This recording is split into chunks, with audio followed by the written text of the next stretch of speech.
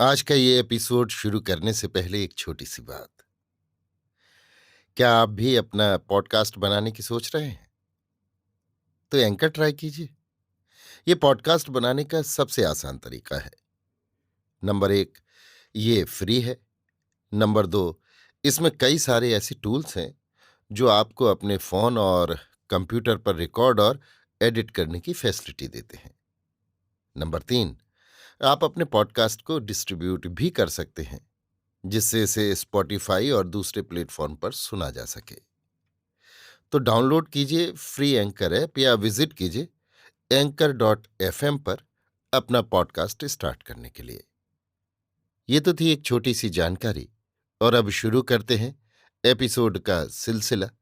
तो आज के एपिसोड में लीजिए सुनिए आचार्य चतुर्सेन शास्त्री के लिखे उपन्यास सोमनाथ के 24वें भाग मुल्तान के द्वार पर को मेरी यानी समीर गोस्वामी की आवाज में। गजनी से कूच किए अभी पूरा 1 महीना भी नहीं बीता था कि अमीर ने मुल्तान के द्वार पर बाग रोकी। काबुल की विकट घाटी पार कर सिंध नद जैसी अगाध नदी के पार उतर और उजाड़ रेगिस्तानों को लांघ कर केवल 1 मास के अल्पकाल में शत्रु देश के एक समृद्ध राज्य की सीमा में निर्भय घुस आना कोई साधारण काम न था। पर महमूद के लिए ये एक मनोरंजक खेल था।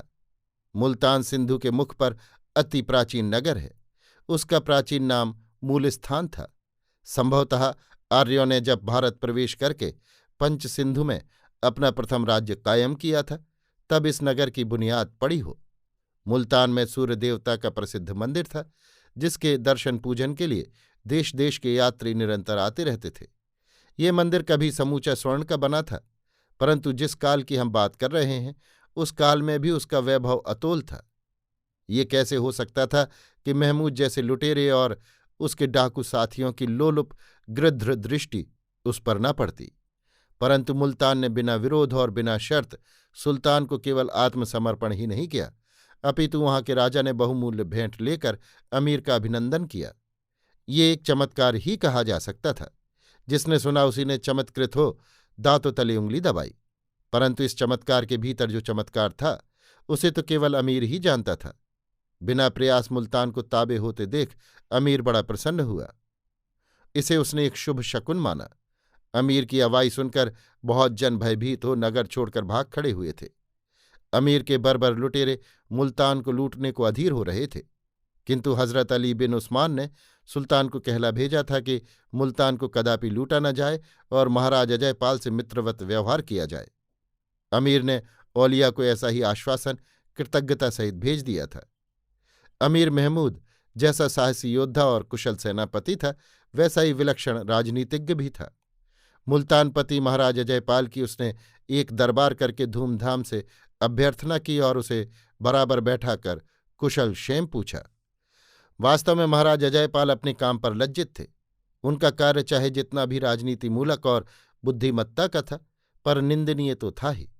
सबसे बड़ा भय उनको घोघा बापा का था, जिनके शौर्य और बड़प्पन के आगे अजयपाल को सदैव झुकना पड़ता था। अमीर की अभ्यर्थना उसे विष के समान लगी और वो बड़ी देर तक अमीर के सम्मुख आंखें नीची किए बैठा रहा। किंतु अमीर ने राजा के मनोभावों को ताड़ लिया।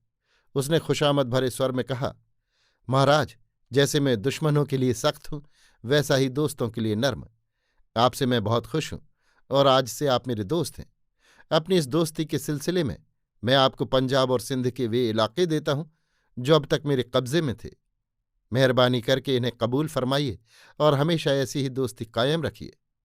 सिंध के इन इलाकों पर कब्जा हो जाना मुल्तानपति के लिए साधारण प्रलोभन न था। इससे उसका राज्य ही दूना हो गया।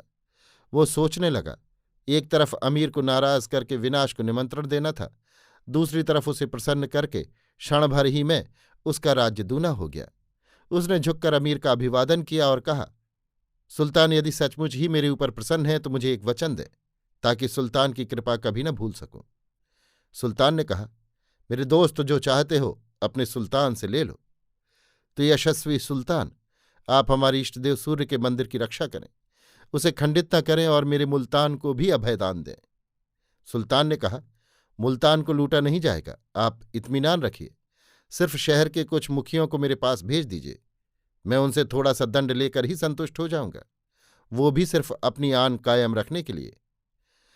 राजा ने गर्दन नीची करके उदास भाव से कहा, खैर, मगर दूसरी प्रार्थना? आप जानते हैं महाराज कि मैं कुफ्र को बर्दाश्त नहीं कर सकता और मशहूर बुत शिकन हूं। जानता हूं सुल्तान, मगर सूर्यदेव के इस मंदिर की बदौलत ही मुल्तान की सारी समृद्धि, शोभा और प्रसिद्धि है।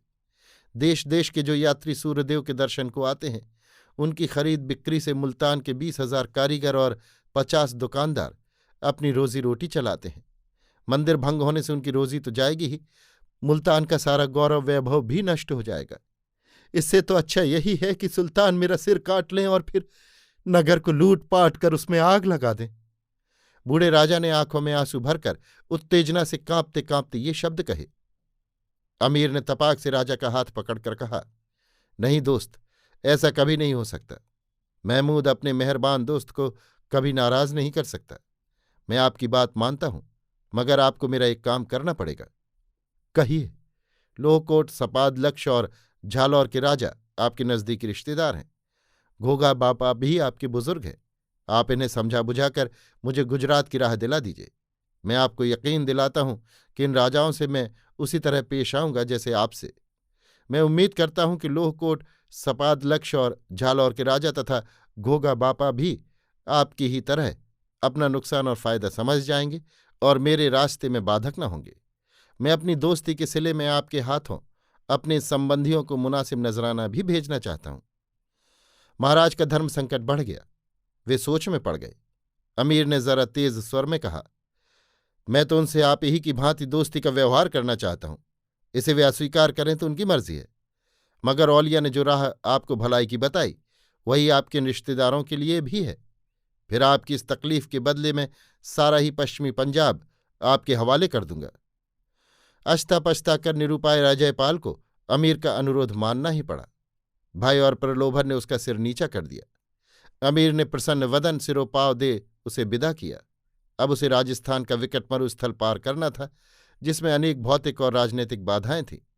इस भयंकर मरुस्थल में सैकड़ों कोस तक जल का नाम निशान नहीं था। न पेड़ पौधे या हरियाली थी, न राह बाट। दिन में कई बार अंधड़ तूफान आते और रात सा अंधकार छा जाता। पर्वत के समान रेत के टीले देखते ही देखते इधर से उधर लग जाते थे। परंतु ये भौतिक बाधाएं तो थी ही। इस मरुस्थली के मुख पर चौहान भीष्म घोगा बापा घोगागढ़ में सतर्क बैठे थे। घोगा बापा अजयपाल के संबंधी थे। मुल्तान और मरुस्थली के बीच में लोहकोट में अजयपाल का भतीजा भीमपाल चौकी दे रहा था। मरुस्थली के उस छोर पर झालौर के प्रसिद्ध रावल बागपति राज की चौकी थी। ये सारी बाधाएं साधारण न थीं, पर अमीर का साहस भी साधारण न था। उसने सब ऊंच नीच समझा बुझाकर अजयपाल को अपने विश्वासी सेनापति सालार मसूद और हज्जाम तिलक के साथ बहुत सी रत्नमणि लेकर लोहकोट, सपाद, लक्ष्य, झालौर और घोगागढ़ एक मजबूत दस्ते के साथ भेज दिया। अजयपाल अपने पुत्र को मुल्तान सौंप अमीर का दूत कर्म करने चल दिया। अब इसने इस काम से निवृत्त होकर फिर नगर पर दृष्टि डाली। अजयपाल को वो नगर न लूटने का वचन दे चुका था। लाहौर के पीर मुर्शद का भी यही आदेश था। सूर्यदेव का मंदिर भी वो नहीं लूट सकता था, यद्यपि वहां की संपदा ने उसकी लोलुप दृष्टि को चल विचलित कर रखा था। उसने मुल्तान के प्रमुख नागरिकों के प्रतिनिधि मंडल को अपने सामने हाजिर होने का हुक्म दिया। नगर के 21 प्रमुख भद्र नागरिक डरते कांपते अमीर के सम्मुख उपस्थित हुए। अमीर ने उनसे शांत स्वर में कहा, नागरिकों, आप लोगों को किस मतलब से यहां बुलाया गया है वो आप समझ गए होंगे। आप लोगों ने हमारा सामना नहीं किया, हमारे साथ दुश्मनी नहीं की, इसीलिए आपके नगर को लूटने या उसे हानि पहुंचाने की हमें तनिक भी इच्छा नहीं है। बस आप लोग हमें 2 करोड़ रुपया दंड दे दें तो हम तुरंत यहां से कूच करें। यदि आप ये जुर्माना अदा करने में देर या हीला हवाला करेंगे और अकारण हमें रोक रखेंगे तो हमें लाचार होकर दूसरा सख्त कदम उठाना पड़ेगा। इससे बताइए, आप लोग जुर्माना अदा करने के लिए कितनी मुद्दत चाहते हैं। सुल्तान की बात सुनकर नागरिकों ने भयपूरित नेत्रों से उसे देखा और करबद्ध कहा, हमने आलीजाह का कोई नुकसान नहीं किया, कोई कसूर नहीं किया, फिर इतना भारी जुर्माना हमारे गरीब शहर पर क्यों? इतना भारी दंड मुल्तान के गरीब लोग नहीं भर सकते। परंतु सुल्तान ऐसी धातु का नहीं बना था कि ऐसे दीन वचनों से पिघल जाए। उसने तुरंत उन प्रमुखजनों को कैद करने की आज्ञा दे दी तथा उन्हें भूखा प्यासा रहने दिया। परंतु प्रमुख नागरिक ये कष्ट भोग कर भी दंड देने में अपनी असमर्थता दिखाते रहे। अली अब्बास ने अमीर को कुछ दंड कम करने का परामर्श दिया, पर अमीर ने वो स्वीकार नहीं किया और नागरिकों पर अत्याचार करना प्रारंभ कर दिया। उन्हें चित लिटाकर उनकी छाती पर पत्थर रखवाए, फिर उन्हें धूप में टांगे फैलाकर खड़ा कर दिया। राजा नगर छोड़कर भाग गया है और अमीर नगर के प्रमुखों पर अत्याचार कर रहा है, ये अफवाह नगर में फैल गई। लोग चारों ओर से सिमटकर सूर्यदेव के पुजारी सोमदेव के पास पहुंचे। सोमदेव की अवस्था 80 को पार कर गई थी। उन्होंने पूरे 8 वर्ष तक सूर्यदेव की आराधना की थी। नागरिकों को भयभीत और आरक्षित देख सोमदेव स्वयं सुल्तान के पास गए, परंतु अमीर ने उनका भी अनुरोध नहीं माना। इस पर सोमदेव ने मंदिर का सब धन रत्न दंड में देकर नगर के प्रमुखजनों को मुक्ति दिलाई। अनायासी केवल इतने ही धूम धमाके से इतनी भारी रकम पाकर अमीर प्रसन्न हो गया। अब उसने मरुस्थली की दिशा में प्रयाण करने की अविलंब तैयारियां की। उसने सारी सेना की परेड की, उसका नए सिरे से संगठन किया, नए दल नए सेनापतियों को बांटे, मरुस्थली पार करने के सब उपलब्ध साधन जुटाए। 500 हाथियों पर बहुत सी खाद्य सामग्री और 20,000 ऊँटों पर पीने का पानी साथ ले उसने मरुस्थली पर बाग उठाई, जिसकी एक नाके पर गृध्र की सी दृष्टि जमाए मरुस्थली के भीष्म घोघा बापा बैठे हुए थे और उस छोर पर झालौर के महावीर वृद्ध व्याघ्र रावल वाकपति राज की चौकी थी, जिसमें सैकड़ों कोस तक जल का नाम निशान न था, न पेड़ न पौधे न हरियाली न राह बाट, जहां मृत्यु रेत और आंधी से आंख मिचौनी खेलती थी। अभी आप सुन रहे थे आचार्य चतुर्सेन शास्त्री के लिखे उपन्यास सोमनाथ के 24वें भाग मुल्तान के द्वार पर को, मेरी यानी समीर गोस्वामी की आवाज में।